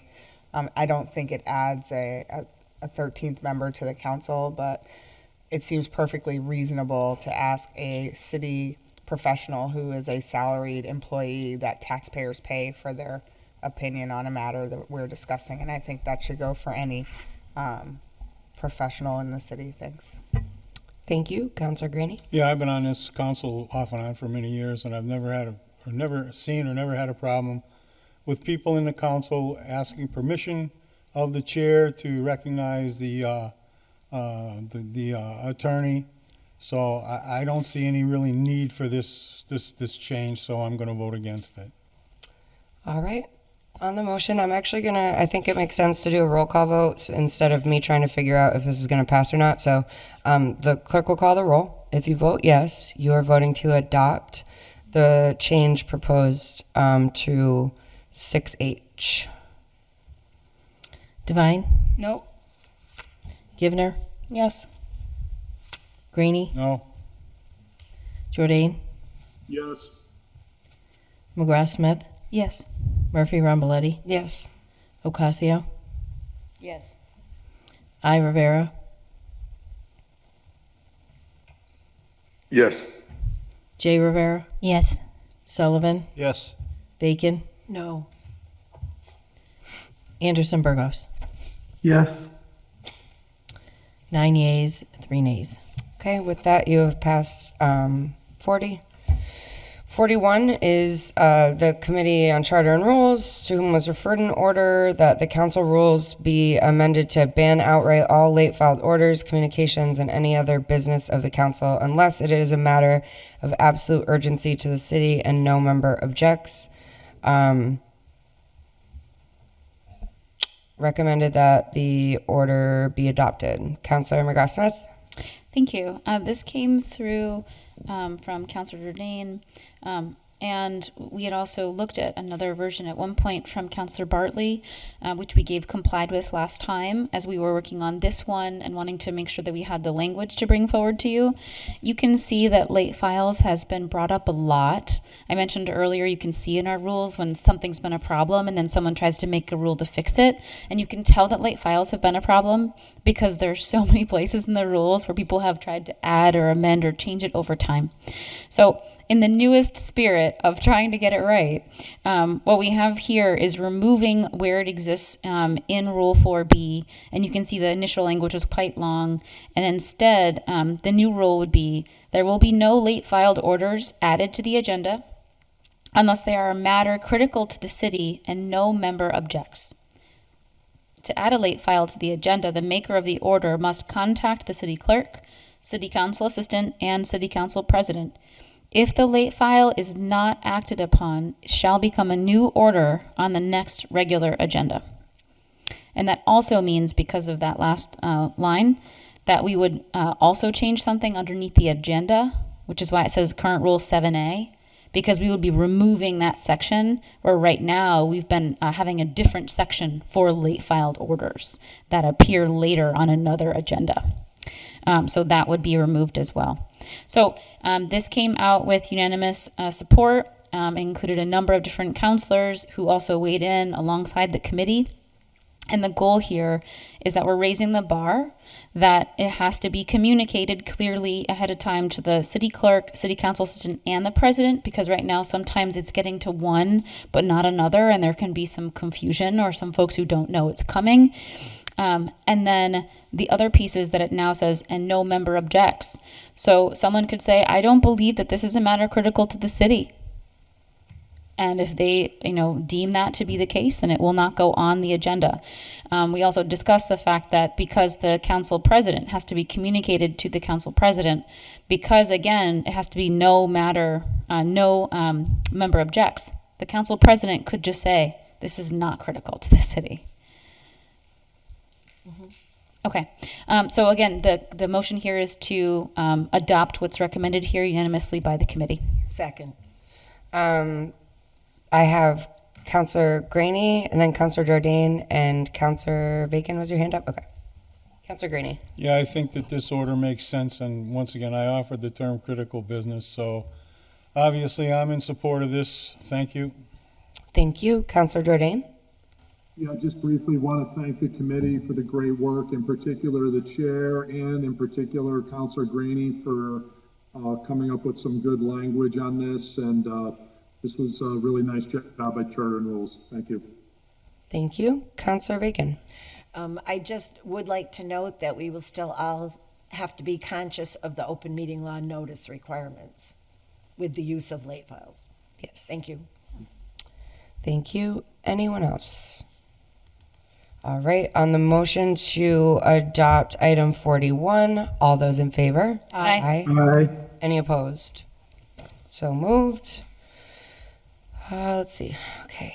42 is Charter and Rules, an order that the Law Department render an opinion as to whether a city councilor can be censured for disruption of any city council proceeding, whether at regular meetings of the council or subcommittee of the council. Recommended that the order has been complied with. Councilor McGrath-Smith? Yes, just a friendly amendment. Could we please take 42 through 45 as a package, please? Second. Sure. Motion's been made and seconded to suspend the rules and take items 42 through 45 as a package. All those in favor? Aye. Any opposed? I'll briefly read them into the record. I read 42. 43 is Charter and Rules, an order that the Law Department check with surrounding cities and towns as to how they might censure an elected official due to a lack of decorum or other offenses. 44 is a communication from Attorney Mantelewski regarding censuring counselors. And 45 is a request that the Law Department issue an opinion as to whether there are any repercussions for an elected city councilor who may, quote, use their position to impede any government operation in carrying out their duties. all of these orders have been recommended that they have been complied with. Councilor McGrath-Smith? Thank you, Madam President. And our gratitude from the committee to the City Solicitor's Office for pulling together some really good research, some articles from recent things that have happened in our area and region around when someone was censured, what that process was. And when we had this discussion, there are two things that I think came to the surface. The first was how rare censuring is. Councilor Bacon aired that, and I think rightly so. And also that there is a mechanism in our rules currently where it says that, this is 6B, no person shall be interrupted while speaking but by a call to order or for explanation. When a member is called to order, the member shall immediately defer to the president unless permitted to explain. And the city council, if appealed to, shall decide the case without debate. And if the decision is against the member shall not be permitted to speak, unless by way of excuse for the same until the member has made satisfaction. So we talked about what does it mean to make satisfaction? Is it, I'm sorry, I agree, I was wrong. Right? Simply put, right? So censure is a really formal process, which is what came out of the legal opinion and documents, and just making sure we're using the terms correctly, versus you might ask a member to make satisfaction in a meeting based on something that they have said or done incorrectly, and that there is a process for that in the meeting, rules that we have. The censure process is explained in detail in Robert's rules, and so that would be the process we would follow if we needed to go that route, but it is more of an official process, often where you form an ad hoc committee. It's not usually something that is somehow done on the fly. It's something that really does take care because it has real weight behind it. So that was our discussion. And I thought it was a good one in our committee, and also thanks to the law department for the good work and the resources that allowed us to have that conversation. Thank you, Councilor. Does anyone have anything else they'd like to add? Okay, so the motion was that these orders are complied with. All those in favor? Aye. Any opposed? Okay, 46 is Charter and Rules. In order that City Council Rule 9I be revised from subcommittees should not be allowed to meet at the same time, same night, to subcommittees should not be allowed to meet at the same time, same night, unless the chairs of two or more subcommittees have called for a joint meeting. Recommended that the order be adopted. Councilor McGrath-Smith.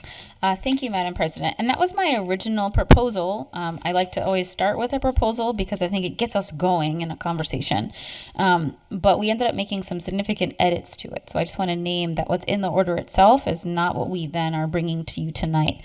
So this came out of committee unanimously, and our revision is subcommittees should not be allowed to meet at the same time, same night, unless previously approved by a majority vote of the full city council. If a joint committee comprises a majority of the full council, then the council can call a committee of the whole. And that came out of the conversation that it's tricky forming joint committees, especially if somehow it becomes a majority of the city council. And so Solicitor Bissonnette weighed in and said that we did have to be really careful about that, and that we should consider instead forming a committee of the whole if it's going to be a majority or more. And some committees would be. If you put finance and ordinance together, it very well could be a majority.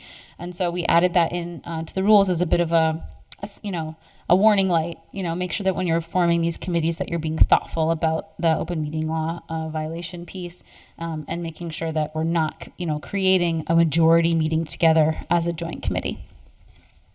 And again, the committee report here is to adopt it based on the revisions. Any other discussion? Councilor Bacon. Yes, by making these amendments, we assure that we are remaining in compliance with the open meeting law, which we've been doing better with in the last few months. Thank you. Thank you. Councilor Rivera. So what I'm hearing here is that if we want to address a particular topic, right, instead of doing a joint meeting, we do a full meeting. So if it's a public safety and an ordinance situation or a finance and ordinance situation, ordinance has to make the rule. Are we saying that we call another full council meeting to handle that situation? Is that what I'm hearing? I'll let Councilor Bacon, you had your hand up? You want to respond? It would be true only in the instance that the two committees, if they met together, were 7 or more members of the council, because then you would be violating the open meeting law if you held a meeting separate from the city council with the majority of the council. Councilor McGrath Smith, did you want to add? You saw your hand. Yes, I just wanted to add that the concept of a committee of the whole is interesting in that, yes, it is the entire council meeting together, but able to meet and discuss and debate in a way like you would in a subcommittee meeting. It just has less formality. And also, similarly, you would have a discussion and then you would, technically have to report back out into like a full council meeting. It would basically serve as its own subcommittee, but it's ad hoc and it dissolves immediately after that issue. So if there was an issue that, say, finance, ordinance, and public safety all thought like, we're all in this actually, and we all have to vote on different parts of this, let's all meet for this one committee of the whole to discuss it and debate it together before we then go to our subcommittees to vote on our particular parts. It was just a cool concept that I thought was interesting, and we might find some uses for it in the future. Councilor Rivera, did that, or do you have any other? Yeah, so I guess it answers it in a sense, right? I just thinking like a good example is I filed an order a couple of months ago around developing a mission and a vision for and core values for the council to align with whatever is the city's core values, mission and vision.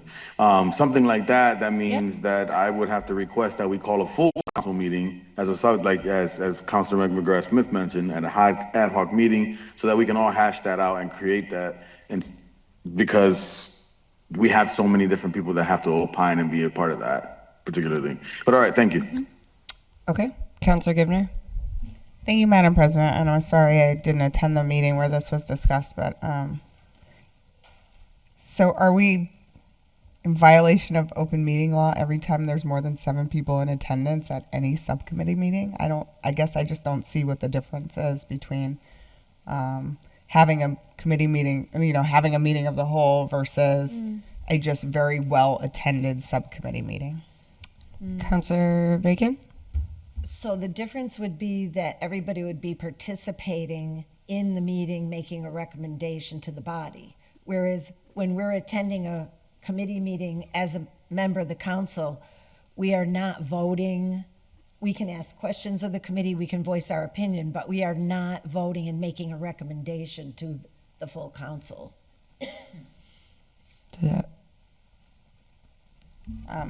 I guess I understand that, but I guess I just don't see the difference. If we're violating open meeting law by having more than 7 people from the city council in the same room discussing a matter, whether or not, whether we're just giving information and not voting on it to the full body or not, wouldn't we technically almost always be violating open meeting law every time we have a well-attended subcommittee meeting? Councilor McGrath Smith. I'm happy to have Solicitor Bissonnette weigh in. I'm also happy to send it back to committee. I was just gonna recommend that if there are so many. This is a new concept. Well, but it's a new concept, and I think that it's new to folks in the room. It took me a while to wrap my head around I'm it happy during to send discussion. it back Then, to Charter and Councilor Rules. We have Graney. one in December. Hold on one second. Just quickly, the subcommittee meetings are posted. Yep. So it's a posted meeting. Yep. So why would we be violating any open meeting law? Anybody can come to an open meeting law. Yep. It's posted. It's the combining of the committees that creates the issue. Yeah, you're not combining committees. If they meet together, It's already posted. It's an open meeting law, so anybody can sit in it. I would love to just, Motion to send it back to Charter and Rules. Second. Motions are made and seconded to send back to Charter and Rules for more discussion, which is great. It's cool.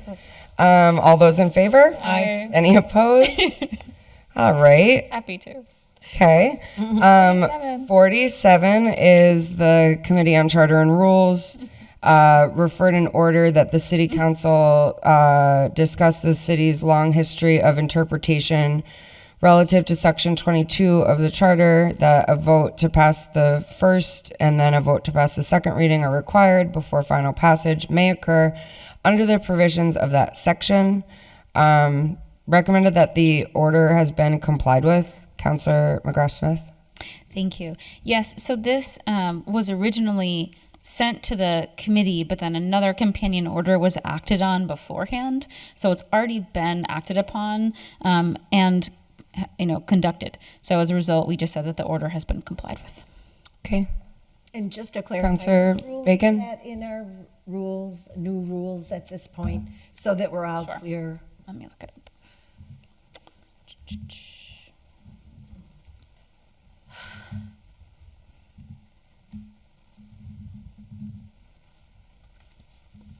Okay. Something Yes, 8M. it's Is that 8M. M. I had K.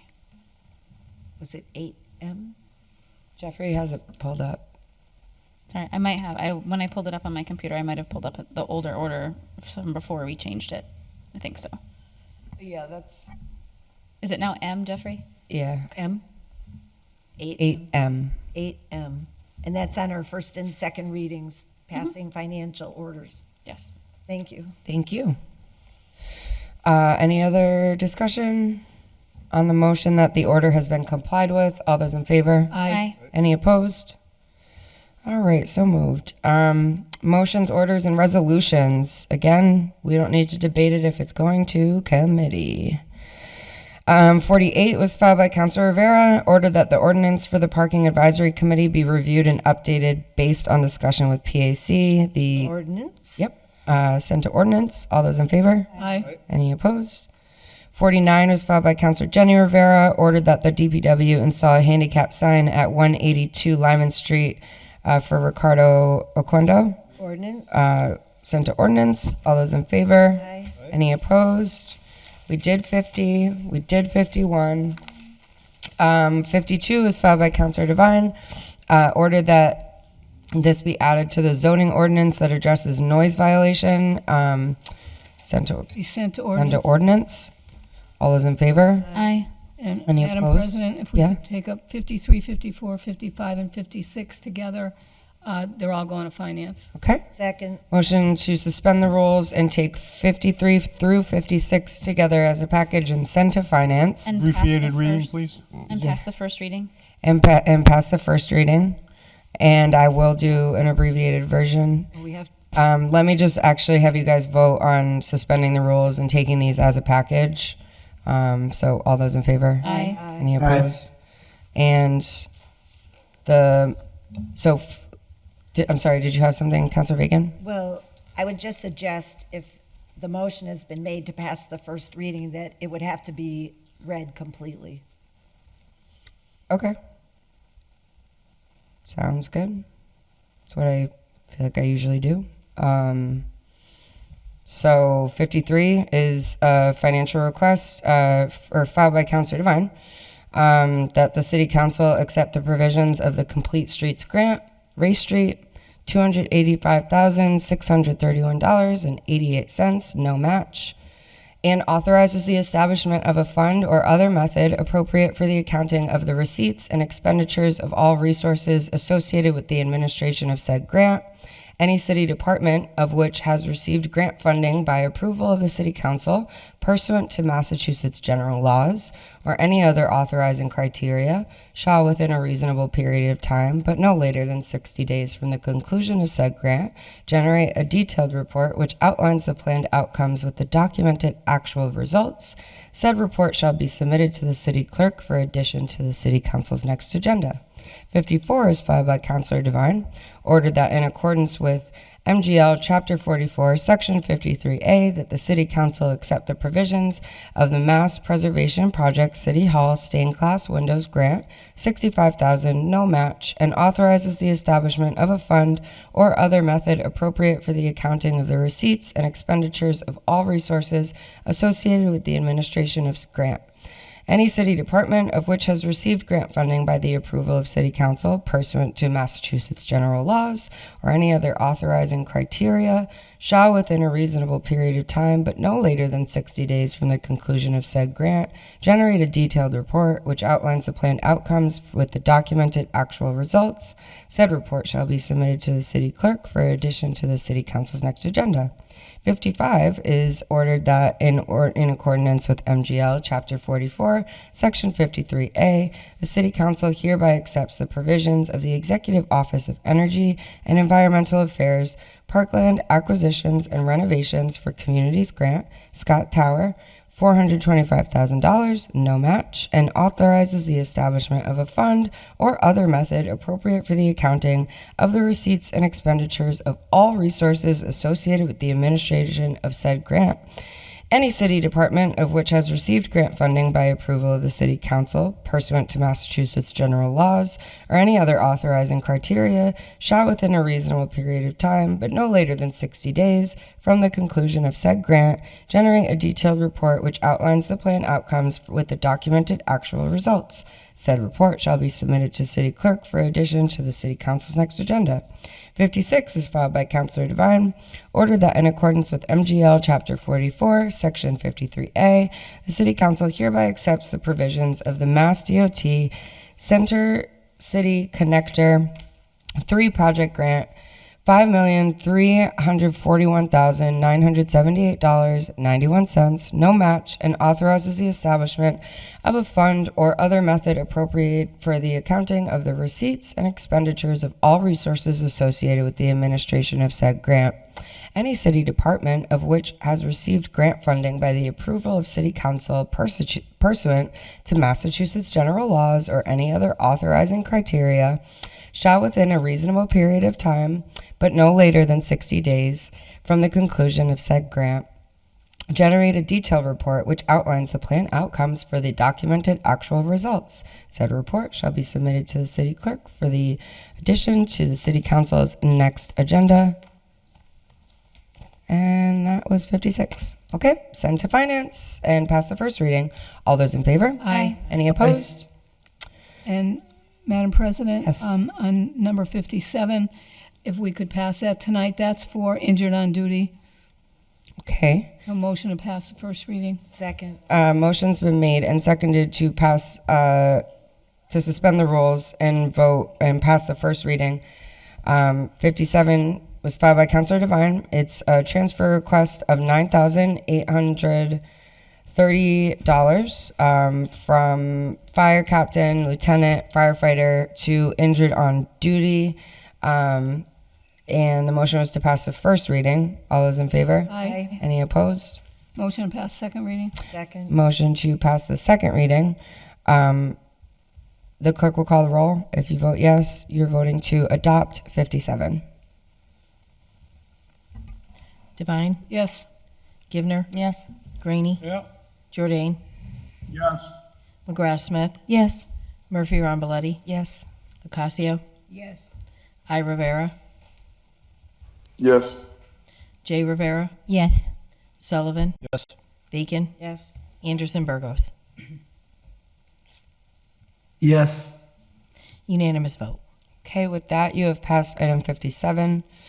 58 was filed by Councilor Jordan, that DPW please install instructional signs on side streets on Homestead Road connecting to Brennan Street and Michigan Avenue to advise larger tractor trailer trucks it is not safe to cut through this neighborhood. These trucks cannot fit. They're damaging residents' property. DPW needs to install these signs ASAP, please. Friendly reminder that these are not truck exclusion signs needing state approval, but informational signs for safety of residents and drivers.